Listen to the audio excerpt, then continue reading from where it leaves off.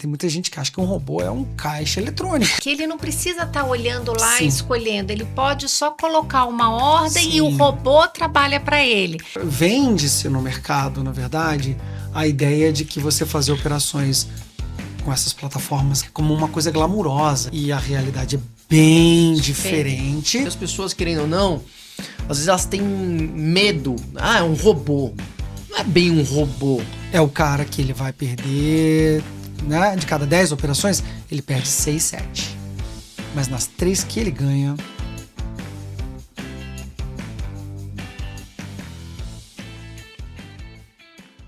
Bem-vindo a mais um episódio do EbanoCast. Hoje vamos falar de um assunto que mexe com o ego de muitos investidores. E foge do óbvio, né? Exatamente, principalmente no momento de tomada de decisão de saída ou não no mercado. Mas para esse bate-papo, tenho a honra de ter meu sócio aqui, Júlio Richard, responsável por produto, e o CEO da OnTick, uma plataforma homologada pela XP de automatização e que ele vai dar uma aula aqui pra gente, tá, gente? Antes mesmo de começar, eu já estava tão animada que já fiquei fazendo um monte de perguntas, mas seja muito bem-vindo, Malacarne. Obrigada por ter aceito o nosso convite.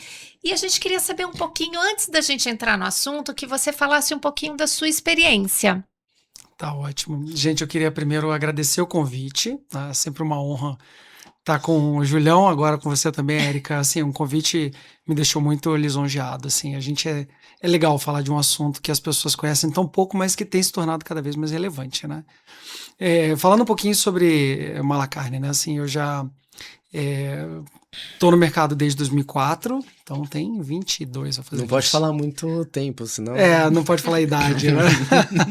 Mas enfim, já tô no mercado desde 2004, formei na área de finanças, fiz um mestrado na área de finanças, então assim, eu tenho uma base teórica boa também, e uma base prática também, né? Acho que quando eu formei no mestrado, em 2004, já na mesma semana que eu cheguei no Brasil, já comecei a trabalhar com o mercado financeiro, passei por uma corretora, a menor corretora do Brasil na época, já não existe mais, a Uniletra. Depois eu fui para a XP, da XP trabalhei como assessor de investimentos no escritório da XP, entre 2008 e 2011, peguei a crise de 2008 completa, tenho boas histórias de 2008 também. Parei 2 anos, em 2013 a gente começou a trabalhar de forma profissional com automação, e de lá para cá a gente não parou mais. Então já são aí 13 anos, vai fazer 14 anos que a gente trabalha com automação. Então a OnTick é mais um reflexo, na verdade, de toda essa história que a gente tem aí com automação nos últimos aí 13 anos.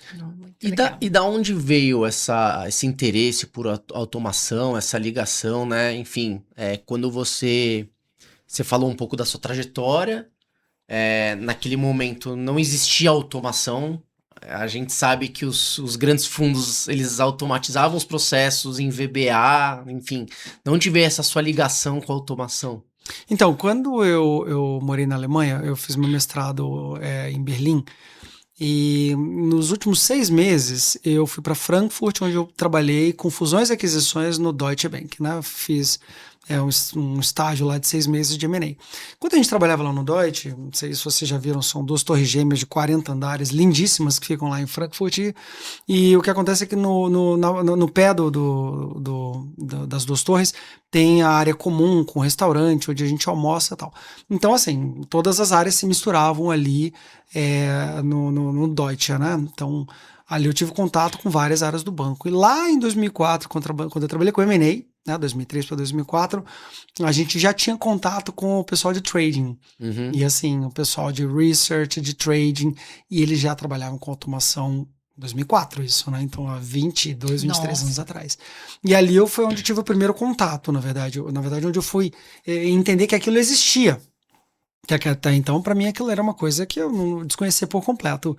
Então, assim, de lá para cá, eu conheci, e como curioso, eu comecei a a operar de forma própria, né?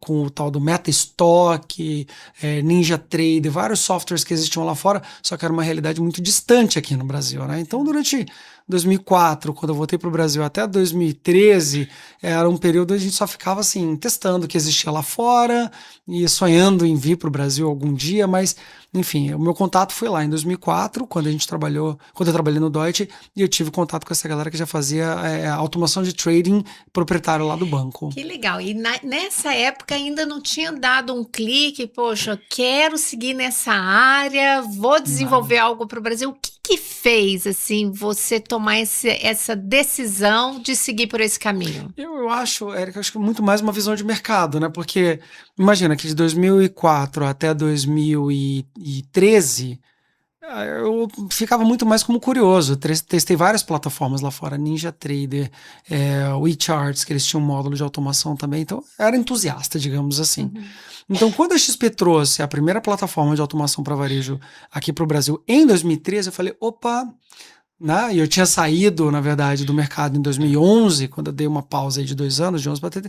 Eu falei, opa, é uma área que não tem ninguém mexendo com isso aí ainda, então deixa eu ver se eu consigo fazer alguma coisa nessa área. Foi quando eu me virei a chave e comecei a trabalhar com automação de forma profissional em 2013. Então, assim, era um desejo que eu já nutria, mas assim, eu trabalhava meio que só para mim, né? Eu fazia as coisas para mim.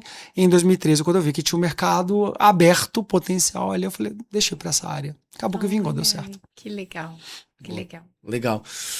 E, assim, essa época era uma época que começou aquele boom de cursos, né? Cursos de, aprenda a investir, aprenda... Por que não aprenda a automatizar e sim, deixa eu desenvolver aqui do meu lado, desenvolvo e lanço o meu negócio, né? Por que você foi para esse lado? E se eu te falar que a gente fez um curso de Aprenda a Programar Seu Robô, a gente fez também. Formamos muitos alunos, fizemos curso presencial aqui em São Paulo durante vários anos. Inclusive, a gente conheceu várias pessoas da própria XP em cursos presenciais que a gente dava aqui em São Paulo sobre programação de estratégias. Então, a gente, nesse boom de cursos aí, a gente acabou tendo alguns cursos também, que depois foram copiados, vazados pela internet, que o pessoal vaza. Hoje em dia, até com a inteligência exato. artificial. Não, é interessante. E deixa eu te fazer, agora eu fiquei curiosa, né? Porque, pelo que eu entendi, vocês estão disponibilizando, antes, só grandes fundos e o mercado institucional tinha acesso a plataformas diferenciadas para gestão ali da renda variável ou estratégias específicas. E hoje, o investidor, ele tem acesso a todas essas plataformas. Tá certa essa minha afirmação? Eu diria que as plataformas que estão disponíveis para o investidor institucional, elas não são as mesmas e não estão disponíveis para o investidor de varejo. Tá.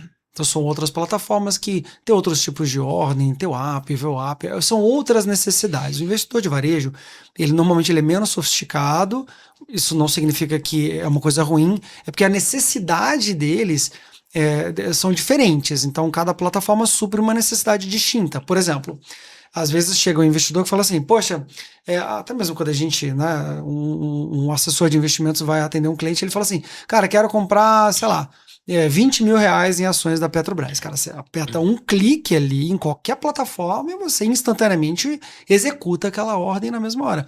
Já o investidor institucional, ele fala assim, cara, quero comprar 6 horas de Petrobras. Então, assim, ele tem tanto volume para investir que ele vai pegar e vai colocar uma plataforma que vai ficar clicando de tempos em tempos ali até completar o lote que ele quer ao longo de 6 horas. Então, o investidor de varejo nunca vai ter essa necessidade. Nunca. Os volumes são diferentes. São diferentes. E para isso são plataformas que atendem demandas diferentes. Não, sim. Quando eu, de repente, eu que me expressei mal, quando eu falo assim, quando eu quero comparar o robô, que antes o investidor, o pequeno investidor, ele não sabia que existia várias estratégias que ele não precisa estar olhando lá e escolhendo. Ele pode só colocar uma ordem e o robô trabalha para ele. Então, foi mais no sentido da robotização do que do volume em si. A gente ainda até hoje meio que trabalha quebrando essas barreiras, viu, Érica? Por quê?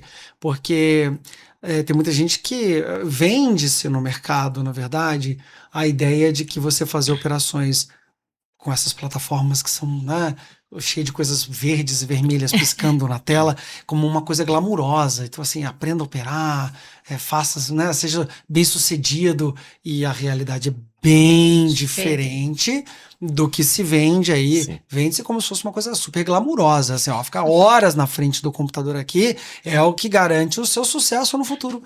E não é.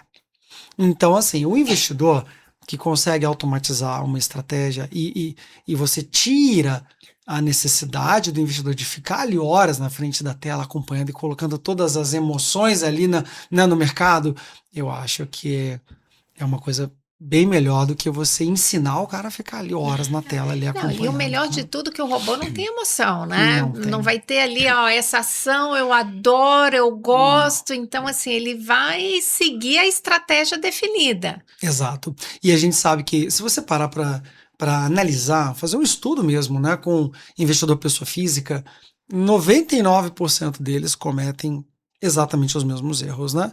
Acho que o primeiro erro, overtrade.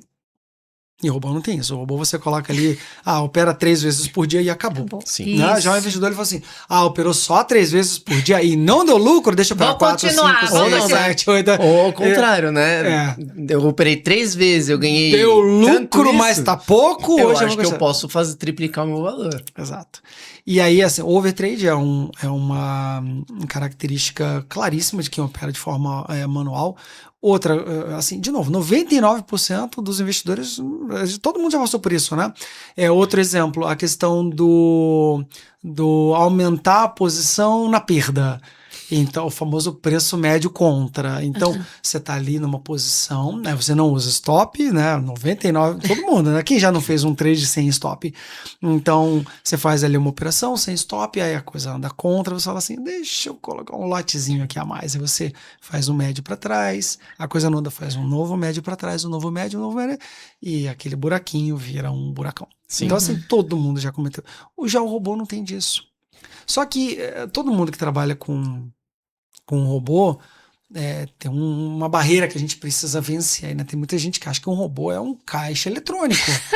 E não é, assim, tem dia que o robô ele vai muito bem, tem dia que o robô vai mal, tem todo um gerenciamento de risco ali, mas as pessoas elas não têm paciência, não têm o entendimento da estatística que tem ali por trás, mas elas acham que o otimismo humano é uma coisa que impressiona qualquer um, né? Eu sou melhor que o robô. Sou melhor. Eu vou ali operar sozinho e comigo vai ser diferente. A diferença é que antes ele tem um robô para culpar, né? E aí ele, né? Ele não se culpa. Ele fala assim, Ele não, hoje vou tentar de novo. Foi porque eu quis. Entendeu? O robô tá errado e nunca mais eu uso o robô. Mas eu perdi dinheiro foi porque eu quis. Hoje eu não tava bem. Adorei esse paralelo, adorei. Mas todo mundo já passou por isso. Exato. E é impressionante como que as pessoas elas não admitem que o robô perca dinheiro durante um dia. Perdeu 2 dias, a pessoa fala assim, eu opero melhor, vou desligar aqui e deixa eu tomar minhas decisões. Acho que só pra pegar esse gancho, né, a gente tá falando de robô, mas eu queria muito que você explicasse um pouco pras pessoas como que funciona na prática, né? A gente sabe que hoje você tem mais de 600 estratégias na sua plataforma. Hoje você tem milhares de clientes já operando seus robôs. Mas eu gostaria que você explicasse um pouco do processo, o que está por trás da automação, né? Desde a originação dessa estratégia, colocar ela de pé. Eu sei que você faz uma diligência muito forte no que tem lá dentro, né? A OnTick, junto com a XP, tem prezado muito pela qualidade. Então eu queria que você trouxesse um pouco desse processo, porque as pessoas, querendo ou não, às vezes elas têm medo. É um robô. Não é bem um robô. Existe um algoritmo por trás, existe uma pessoa que faz isso, existe uma pessoa que faz toda a diligência, a auditoria, né? Eu queria que você explicasse um pouco aqui. Perfeito. Quando a gente começou, Júlio, era um pouco mais, digamos assim, mais amplo. A gente tinha um controle menor, mas a gente já tinha algumas diretrizes básicas do que a gente não queria fazer. né? Então, com a XP, acabou que a XP ensinou muito a gente também essa parceria, porque existiam algumas demandas que a gente não conseguia prever quando a gente começou lá em 2021, 2022, e que a gente foi aprendendo, na verdade, com o tempo, né? Então, a primeira coisa, em D0, desde que a gente começou lá em 2021, 2022, a gente já sabia o que a gente não queria. Então, por exemplo, o que é proibido na plataforma desde sempre? Tem duas coisas que são proibidas na plataforma desde o primeiro dia em que a gente virou operacional. Primeiro, o robô que faz preço médio. Não tem nenhum na plataforma que faça preço médio, entendeu? Tem alguns que aumentam a mão e tal, mas tudo com risco definido, critérios bem definidos, mas assim, sabe aquele martingale, aqueles preços médios infinitos, isso não tem na plataforma. Tá? E outra coisa que a gente não permite entrar na plataforma são aquelas estratégias de scalping que o pessoal fala, né? Aquelas estratégias que operam buscando micro oscilações de preço. Quando você é um investidor que você faz uma estratégia para você mesmo, eventualmente até funciona, tudo. Mas a gente está falando de estratégias onde você tem vários outros investidores que estão ali operando naquele mesmo instante com você. Então, aquela micro oportunidade que dois clientes podem explorar, quando a gente começa a colocar 50, 100, 150 clientes, é uma oportunidade que ela é impossível de ser explorada por um volume tão grande de clientes, né? Então, assim, a gente não permite. Dito isso, essa diligência a gente já faz desde do D0 da plataforma, outras coisas começaram a surgir com o tempo, né? Então, assim, a perda máxima diária, a quantidade máxima de operações. Então, isso tudo são critérios que hoje a gente leva em consideração na hora de aprovar uma estratégia, por exemplo, para a gente disponibilizar. Toda estratégia, qual é o processo normal, né? Um desenvolvedor de estratégias chega lá num tique e fala assim: olha, eu tenho aqui uma estratégia que eu quero plugar num tique para a gente poder distribuir para os clientes. A gente fala: poxa, legal, mostra para a gente o backtest. Aí o cara traz aquele backtest lindo e maravilhoso, aquela coisa perfeita, retilíneo, todo mundo que olha assim fala: caramba, vou ficar rico com essa estratégia. Ainda assim, a gente não pluga na estratégia imediatamente. O que a gente faz? O cara traz a estratégia, a gente fala assim, ó, agora você vai deixar essa estratégia rodando sem nenhum cliente durante 2 meses. Então, nesse período de 2 meses, a gente vai deixar a estratégia rodando no mercado real, e aí a gente, após 60 dias, a gente vai olhar ali e vai falar, olha, qual foi a aderência dessa estratégia no mercado real em relação àquele backtest lindo e maravilhoso que você mostrou pra gente. Essa comparação. Então, a gente já olha ali. Então, cara, se no backtest a coisa só sobe e lá na execução ao vivo a coisa só desce, então a gente fala, ó, desculpa, mas assim, o processo que você usou para testar essa estratégia, pelo visto, não é um processo, né, aderente à realidade, então não vale a pena a gente colocar clientes para usar a tua estratégia. Então, essa é uma necessidade que não tinha no começo, a gente aprendeu com a XP. Deixa ali um período de 60 dias rodando, sem nenhum cliente. Se a coisa continuar tão boa quanto parece, aí a gente começa a eventualmente alocar os clientes ali na estratégia. Mas aí é uma dúvida aqui, né, enfim, não é muito meu mercado, essa de automatização de renda variável. Fiquei com 2 dúvidas. Analisando assim, 60 dias é um tempo suficiente para poder avaliar esse backtest? E outra dúvida, você falou de preço médio, tem 2 coisas que vocês não aceitam. Poderia detalhar melhor quais são os impactos disso, só para quem está nos ouvindo, né? E não está nesse dia a dia, né? Conseguir entender esse racional melhor? Perfeito. 60 dias é suficiente? A gente acha que sim. Tá. Por quê? Porque pra gente, Érica, o que é importante? Toda estratégia, assim, depois de, enfim, 600 mais estratégias rodando lá com a gente, e já passaram milhares de estratégias lá pela plataforma, a gente descobriu que no fundo, só existem 2 tipos de estratégia. Uhum. E trazendo essa analogia para a vida real, né? Ou a estratégia, ela tem o que a gente chama de relação risco-retorno positiva, Tá. ou a estratégia tem o que a gente chama de relação risco-retorno negativa. Tá bom. Qual é a diferença? Na relação risco-retorno negativa, a analogia é para o trade, né? Na relação risco-retorno negativa, são aquelas estratégias lindas, maravilhosas, onde você todo dia ganha R$100. 100, ganha 100, ganha 100, ganha 100, ganha 100, perde 2.000. Tá. Então ganha 100, ganha 100, ganha 100 e perde 2.000. Então, assim, o cliente vai tendo várias alegriazinhas diárias, mas quando tem um prejuízo, há uma coisa que ele devolve tudo mais um pouco e vai ficar mais meses para recuperar aquilo dali. É o que a gente chama de relações com retorno negativo, ou seja, o lucro é 100, o prejuízo é 2.000, Sim. então a relação entre o que você tem de lucro e o que você tem de prejuízo, o prejuízo é muito maior. Sim. Qual é a vantagem dessa estratégia? Ela traz alegrias. No curto prazo. Assim, são muitas alegrias no curto prazo. Então, tecnicamente falando, a gente chama isso de taxa de acerto. Então, a taxa de acerto dessas estratégias é muito alta. Tá. Então, todo dia o cara ganha, o cara feliz. Aí, de repente, devolve tudo. Aí o cara fala, opa, não sabia que essa estratégia perdia tanto dinheiro assim, eu podia perder. Então, ele na mesma hora, ele toma um stop, ele fala, não quero mais. Uhum. Então, é o cliente que vai ficar com várias alegriazinhas até o dia que tomou um stop e fala, não é para mim. Aí ele para de usar no prejuízo. Tá. Já a outra estratégia, que é a relação risco-retorno positiva, a positiva, o cliente ele vai tomar os stops com mais frequência. Perde 100, perde 100, perde 100, ganha 500. Perde 100, ganha 300. Uhum. Perde 100, ganha 800. O problema qual que é? Na relação risco-retorno positiva, o cliente ele perde com maior frequência, mas quando ele ganha, ele dá uma porrada. Que aí são os valores nominais, efetivamente, né? E por ele isso que não pode consegue ser. recuperar tudo aquilo que ele perdeu. Então, assim, esse período de 2 meses, em que a gente está ali, a gente tecnicamente chama isso de incubação.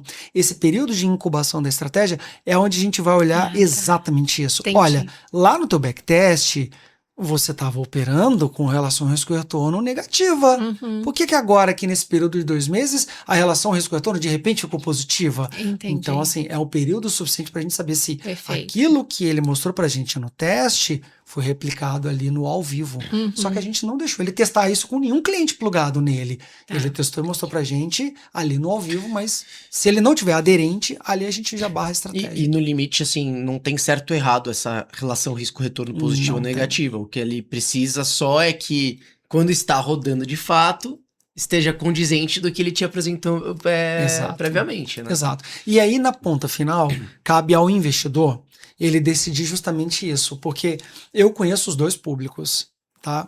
Às vezes eu vou falar mais do que eu devia aqui, mas enfim, né? Eu conheço os dois públicos. E aí, o que Círculo de acontece? confiança aqui. Que ninguém veja a gente, ninguém vai ver o que a gente está falando. Então, assim, olhando os dois públicos e os dois tipos de estratégia, o que a gente vê? Tem cliente que ele gosta disso, cara, eu quero todo dia ganhar 100. No dia que estiver perdendo para perder 2.000, eu vou fazer o seguinte, eu vou olhar e vou falar, cara, eu não vou deixar perder 2.000, quando estiver perdendo 900, eu estopo a estratégia no meio, entendeu? Então, assim, tem cliente que ele gosta de operar robô, né? Então, assim, Operar robô. Operar Jura? robô. Ele é o famoso mão de alface. É o cara que ele tá ali e falou, opa, R$500, deixa eu parar aqui o robô. E tem o pior, né? Mão de alface no ganho. Tá ganhando R$100? Tá bom, deixa eu parar o robô. Tem mão de alface. Tudo, né? Descaracterizando daí. E tem o outro lado, que é o mão de ferro. O mão de ferro é o cliente que ele não para de jeito nenhum. Ele confia na estatística e deixa o negócio rodando sem interferir. Eu conheço uns caras assim, entendeu? Deixa rodando sem interferir e confiando na estatística. Assim, do que eu já vi, e se você me perguntar, Rodrigo, qual é a tua preferência? E eu conheço uns caras assim que podem me dizer da experiência. Eu, particularmente, vejo mais gente ganhando dinheiro com estratégias de risco-retorno positivo. Com certeza. É o cara que ele vai perder, né? De cada 10 operações, ele perde 6, 7. Mas nas 3 que ele ganha, Compensa. ele recupera tudo. Entendi. Então, assim, é onde eu vejo o pessoal ganhar mais dinheiro. Uhum. Assim, indiscutivelmente, as estratégias que mais ganham dinheiro são essas. Só que tem gente que ele perdeu 1, 2, 3, 4, aí ele fala, não vou desligar. Aí quando ele desliga a estratégia dá aquela porrada, ele não pegou porque ele não confiou na estatística, entendeu? A gente tá falando, é um jogo de estatística. Então, quando você leva isso pro ser humano, cada um tem um perfil. Tem um cara que é mais imediatista, tem um cara que não tem paciência, tem um cara que confia na estatística, então a gente não consegue controlar o perfil do investidor. Não, mas existem estratégias para qualquer tipo de perfil. E é engraçado porque o cliente, assim, a bolsa está subindo, a gente está falando há um tempão, olha, vamos entrar, e na hora que está na máxima quer entrar. Exato. Aí na hora que tá lá embaixo, A oportunidade está na cara que dele. é para entrar, ele Tô quer com sair. medo, Então, é. assim, e é engraçado que às vezes a gente acha que conhece o perfil e é só nessa hora que a gente percebe mesmo. Não, eu sou super agressiva, eu brinco que lá na Ébano a gente tem que ser mais conservador do que os próprios clientes. Sim, imagino. Por quê? Porque a gente já, pela nossa experiência aqui, não, eu sou super agressivo, não, eu quero, vamos botar tantos Até o por primeiro cento. drawdown. Até imagino. E aí a gente fala, não, olha, a gente recomenda esse percentual, eu quero, eu quero, eu quero. Impressionante. No primeiro deslize, né, Júlio? Não é pra mim. Não é para mim. Por isso que a gente tende a ser mais conservador do que os próprios clientes, pela experiência, o que a gente já viu.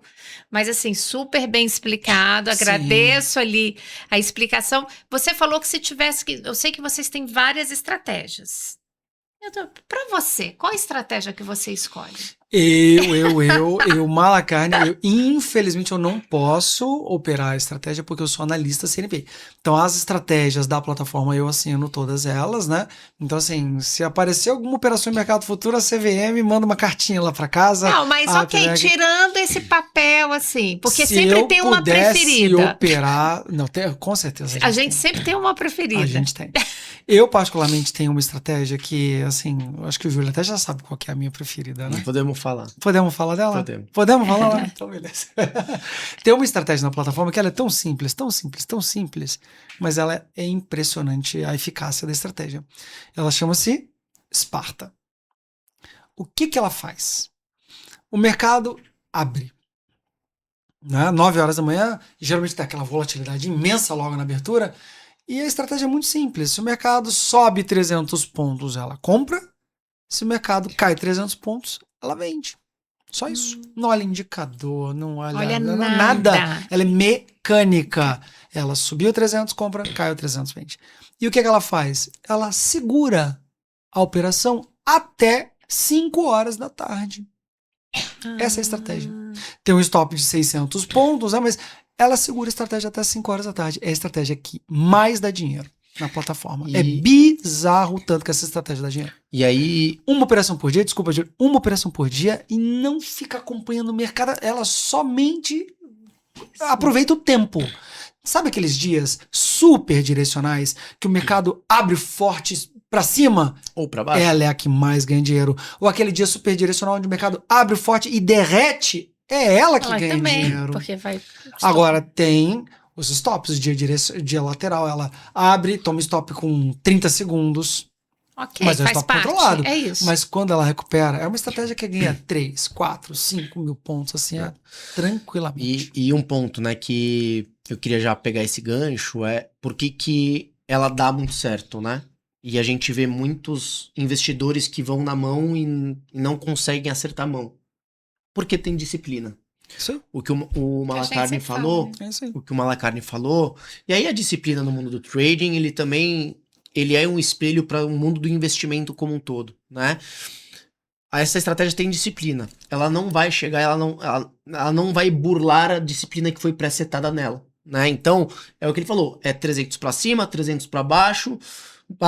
Se tiver uma oscilação, ela estopa, já determinado. Se não tiver essa oscilação das 5 horas da tarde, ela encerra as posições. Acabou. É simplesmente a disciplina. E a gente vê que o investidor, no geral, e eu não preciso falar o investidor de renda variável. Qualquer o investidor, no geral, não tem disciplina. Não Quantos investidores, Érica, já vieram? Quantos clientes já vieram no escritório? A gente fez um planejamento financeiro com ele. A gente combinou que ia mandar determinado valor a cada mês, a cada bimestre, a cada semestre, a cada ano. E o investidor, o cliente, não trouxe esse dinheiro porque preferiu comprar um carro ou preferiu gastar. Tá tudo bem, cada um gasta o seu dinheiro da forma como quer. Mas o que leva essa estratégia para ser vencedor é que a gente deveria ter no nosso mundo a disciplina.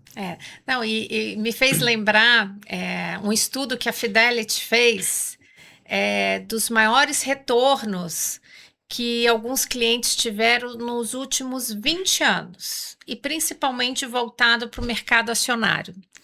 E foi muito engraçado o resultado dessa pesquisa, que coincidentemente os clientes que mais tiveram retorno foram os clientes que seguiram a estratégia, né? Mas qual é o ponto que não é tão legal? Esses clientes foram procurar quem eram os clientes. Tinham falecido. Entendeu? E não mexeram na E estratégia. não mexeram na estratégia. Então, o que mostra isso, né? Esse estudo é da Fidelity, vocês podem ver que para seguir uma estratégia de médio e longo prazo, né? Quem segue, suponhamos que. Que legal, eu não conhecia isso. Que legal. Então, assim, se você tem a mesma coisa, né? Por exemplo, a gente está falando de renda variável. Poxa, a gente determinou que vai ter 10% em renda variável. Se o mercado subiu, vamos então realizar o que subiu. Se o mercado caiu, você ficou com 8, vamos complementar esses 10. Então, o mais difícil, né, da nossa parte é essa parte educacional de mostrar. Foi uma estratégia que desenhamos e assim, a gente combinou que ia ter esse percentual em renda variável. Mas eu acho que é super legal ouvir aqui um pouquinho você, né? Então, eu queria também que você falasse que eu acho que o maior risco do mercado financeiro é o fator humano, que eu acho que tem muito a ver ali, né, Júlio? Sou suspeita de falar isso. Né? Porque assim, o robô tá ali, tem uma estratégia. Você acabou de dizer que essa estratégia que você gosta, ela segue uma estatística e se você segue essa disciplina, acontece. Agora, o maior risco é realmente nós ali, na hora do momento do estresse, não conseguir gerenciar isso daí e mudar a estratégia. Porque, enfim, não gosta de perder, né? Ninguém gosta de perder. Eu não sei, Júlio, se você tem algum ponto aí para complementar. Eu diria que tem uma coisa que, assim, ninguém gosta de perder, acho que vírgula. Tá, tudo bem. O problema é quando você perde com mão cheia. Sim. O que acontece é que a maioria dos investidores, por exemplo, principalmente o investidor de varejo, ele faz o quê? Ele trabalha ali com margem para dar uma alavancagem, para ele fazer operações de curto prazo. E a alavancagem tem os dois lados. Tem o lado bom, onde você ganha muito, e tem o lado ruim, onde você perde muito. Então, o que a gente tem percebido é que a automação para uma carteira sem alavancagem, ela, assim, é tranquilo para você aguentar o chamado drawdown, o período de prejuízo da estratégia, e você consegue usar ela por um período mais longo. Agora, quando você opera ali na alavancagem, aí eu concordo, ninguém gosta de perder, e você vê o dinheiro derretendo, é bem difícil. Não, com certeza. A gente tem um dado, né, que é público, a XP já divulgou várias vezes esse dado, que o cliente, ele operando ele por conta própria, né, ele ganha, na média, 60% dos dias que ele opera, né? Ainda tá nisso. E só que quando ele perde dinheiro, ele perde tudo que ele ganhou nos outros dias, né? Então é um pouco disso, né? Você sabe qual é o nome que a gente dá para isso? Eu queria... isso que eu queria trazer, né? Negativa. Porque quando ele ganha pouquinho. Quando ele perde, ele segura. E quando ele segura aquele buraco, vira uma coisa bem grande, entendeu? É a relação escritura negativa, que ela é muito, muito ruim. Tá, eu acho que é um excelente ponto. E como que a automação ela pode evitar aquele viés de confirmação? Assim, na sua visão, porque o que seria isso, né? O cliente está ali, não, eu acredito, a ação está derretendo, todos os dados estão dizendo, mas ele quer confirmar que ele está certo. Você acha que a automação consegue mitigar um pouco esse viés?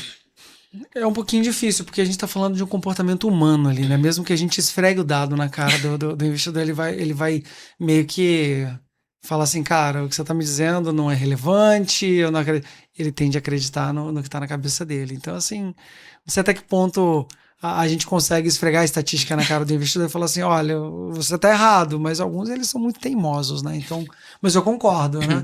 E aí outra coisa, ele vai falar do dia bom, eu vou falar assim, tá vendo como eu tô certo? Olha aqui, eu ganhei dinheiro hoje. Então, esse é o lado ruim da coisa também. Boa. Mudando um pouco de pauta aqui, na verdade, continuando na pauta da automação, né? Mas a gente tem muita gente que fala assim, não, automação, a inteligência artificial vai roubar o papel do assessor, vai roubar um pouco... O que você enxerga disso, né? Você acha que o seu produto, ele vai ser ele é um concorrente das assessorias de investimento? Você acha que é um aliado? Você acha que é um potencializador? Enfim, o que você tem visto aqui, Malacarne? Eu acho que é um aliado. Eu acho que é um aliado. É um produto que, por exemplo, imagina que um assessor, ele vê ali o cliente que, cara, ele consistentemente ele perde dinheiro operando na mão. Então, oferecer um produto automatizado para um cliente, assim, honestamente, é a chance, eventualmente, que o cliente vai ter de parar de sangrar. E, eventualmente, ter algum retorno. Porque, cara, quando você coloca ali emoção e até pior, né? Tem muita gente que quer pagar a conta do mês fazendo trade ali. Então, é muito ruim quando você fica nessa dependência de ficar pagando conta, na verdade, com trade. Então, quando você joga emoção ali, piora, assim, multiplica muito o resultado ruim das operações manuais, né? Então, é complementar no sentido de que, olha, você não perde o cliente com a automação, não quebra ninguém. Ela tem limites de risco muito bem definidos, tem stops, tem targets, então assim, é tudo muito bem definido na automação. Então ela não quebra cliente, agora o cliente operando na mão, sozinho, sem stop, ele quebra. Então nesse sentido, oferecer uma automação para o cliente pode muitas vezes até mudar o entendimento que o cliente tem, a relação dele com o mercado financeiro. Porque às vezes o cliente, ele na cabeça dele, ele tem que o mercado financeiro é ali, ficar com 8 horas com a cara colada no computador, ali no monitor, ficar comprando... Não é assim. Não precisa ser assim. Então, o assessor que oferece automação, ele pode estar até salvando o cliente dele se autodestruir ali fazendo a operação e ficando horas com a cara colada no monitor. Né? Então, assim, com a inteligência artificial, isso tende a melhorar ainda mais no meu entendimento, porque a inteligência artificial hoje, assim, para a área de trading propriamente dito, eu diria que a gente está só no começo, não tem nada muito extremamente definido, rodando, né, assim, nessa área não, mas na área de assessoria mesmo, para ela poder fazer a análise. Imagina que você consegue perguntar para uma IA e falar assim, IA, olha só, eu tenho aqui o histórico das minhas operações manuais, e eu tenho aqui o histórico das minhas operações automatizadas, compara para mim, e aí, quem está melhor? Então, assim, a IA provavelmente ela vai mostrar exatamente isso para o investidor. Ou até fazer uma diligência, né? Você tem 400 estratégias lá, né? Qual que é a melhor estratégia para esse tipo, para esse perfil de investidor? Exato. E assim por diante, né? Dado o meu perfil. Às vezes você não vai conseguir analisar com 400 mil estratégias, entendeu? Você vai precisar de um auxiliar ali que vai te, faz o filtro, te faz auxiliar. Isso que você está falando, né, que é um aliado da assessoria, se traduz um pouco nos dados de usuários da Untick, né? Sim. A gente tem, assim, a Untick ela é muito uma plataforma de entrada para a maioria dos investidores. A gente tem um dado interessante lá com a XP, onde 70% dos investidores que operam com a gente nunca tiveram contato com o mercado futuro na vida. Então, assim, é uma porta de entrada, porque toda aquela Cara, mercado futuro é complexo. Não é uma coisa trivial, explicar para o cliente o que é ajuste, né? E falar, cara, como que você calcula o notional de índice futuro, como que é o notional de dólar, e não é uma coisa trivial. Então, assim, para quebrar essa barreira de entrada, a automação ajuda bastante. Não, excelente. Ainda mais assim, a gente sempre fala, o cliente ele tem que dedicar tempo na profissão dele. O médico, ele vai... 1000 vezes ele tá lá fazendo cirurgia do que gastando tempo numa tela escolhendo quais são as melhores estratégias, né? É a mesma coisa de eu ir a uma consulta e querer achar que não vou seguir o que o médico falou e eu vou comprar os remédios que por conta própria. Exato. Então, eu acho que cada profissional tem que estar ali, né, capacitado para poder ajudar, mas existem ferramentas que podem ajudar aquele cliente que gosta, mas o que a gente quer é o seguinte, que ele não precisa ficar colado na tela. Exato. Isso é coisa do passado. Não é glamuroso, isso. Não é.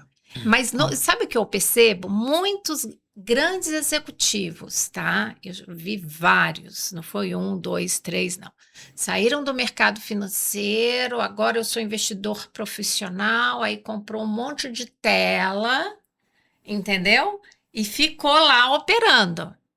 E eu acompanhei vários casos depois, que assim, gente, Não precisa mais de um monte de tela. Você pode ter um monte de robô, entendeu? E vai fazer outra coisa. Você tem o assessor, você tem a tecnologia, É isso. você tem os parceiros, né? Como a própria Mas Ontic. a autoconfiança do ser humano é imbatível. É imbatível. É verdade. E para encerrar, assim, eu queria que mensagem que você deixaria para o investidor que ele tem um pouco de receio de entrar em renda variável, né? Mas que ele pode entrar de uma forma não tão agressiva, né? Com a ajuda ali dos robôs. Que mensagem que você pode passar para essa pessoa que nunca nem ouviu falar de robô? Bem, eu acho que o recado que eu posso dar é o seguinte: a automação, primeiro, ela tem que ser pensada junto com toda a gestão de risco da carteira do investidor. Então, primeiro ponto, achar que vai ficar rico com a automação, não vai. Segundo ponto, a automação perde dinheiro. Eu dou os recados negativos primeiro, para depois falar dos positivos, né? Ficar rico não vai. Não é caixa eletrônico, então vai ter dia que vai perder, tá? Agora o recado é não alavancar em relação ao global da carteira dele. Eu acho que a automação, ela é uma ferramenta que você usa para você ter um diferencial na tua rentabilidade global pensando em termos de carteira. Então o investidor pode dedicar aí 5%, 10% da carteira dele para uma automação, né? Agora colocar 100% do que ele tem, do patrimônio dele gerenciado por automações, eu não acho uma boa ideia. Então, acho que a automação é mais uma ferramenta como diferencial de rentabilidade em parte da carteira. Acho que 100% da carteira em automação, assim como 100% da carteira em renda variável, ninguém recomenda. Ainda mais numa taxa de juros histórica que a gente tem, né, do mais alto patamar dos últimos 20 anos, igual a gente tem hoje. Assim, é para deixar 80%, 90% parado em renda fixa e usar ali só uma parte da carteira para operar com renda variável. A automação seria uma bela porta de entrada. Não, excelente. E assim, várias lições, né? Assim, automação, eu acho que entra um pouco na disciplina. Sim. E tira o emocional. Total. Né? E resguarda, né, às vezes, o risco, dependendo da automação que você optar, certo? Sim. Todas elas têm controle de risco e, obviamente, a perda infinita não vai ter. Mas assim, Rodrigo, eu super agradeço a conversa, a aula, né? Eu sou uma pessoa mais conservadora, bem mais do que meu sócio aqui, né? Eu sou muito mais conservadora do que ele, mas para mim foi um grande aprendizado, agradeço. Eu não sei se você quer deixar algumas palavras finais, Júlio e Malacarne. Queria agradecer pela presença, por ter aceitado o convite. Malacarne mora em Vitória, Vila Velha, né? Vila Velha, Espírito veio Santo. pra cá justamente pra falar com a gente. Olha, né? Que honra! Então, na Expo eu falei pra ele, vamos lá. Então, queria agradecer mesmo. E queria parabenizar você pelo que você colocou de pé, né? Acho que com muito menos recurso do que outros players de mercado, você conseguiu criar uma plataforma muito robusta, que hoje você conseguiu dar uma porta de entrada num universo para muito investidor que nunca achou que fosse operar o que ele está operando hoje e está ganhando dinheiro, né? Já perdeu, mas também está ganhando dinheiro. Então, realmente queria te parabenizar, Malacarne. Já trabalhei junto com você e levo você realmente como um amigo de vida aqui. Obrigado, Júlio. Obrigado, Érica. Assim, queria muito agradecer a oportunidade também. Eu, assim, tô longe de ser um entusiasta, sou um eterno entusiasta. Acho que essa barreira de entrada ser quebrada e usar a automação para a gente poder trazer essa melhoria de resultado para a carteira dos investidores, acho que é o grande objetivo que a gente tem. E divulgar a mensagem, divulgar o produto também. Eu só posso agradecer a oportunidade que vocês estão nos dando para falar sobre isso aqui com vocês. Muito legal. Obrigada, viu? Obrigado, Obrigada e até a próxima. Com certeza. Obrigada. Falaremos de outros produtos. Com certeza. Vamos lá. Boa. Sharp, hein? Ó, a gente tá ficando profissa, hein?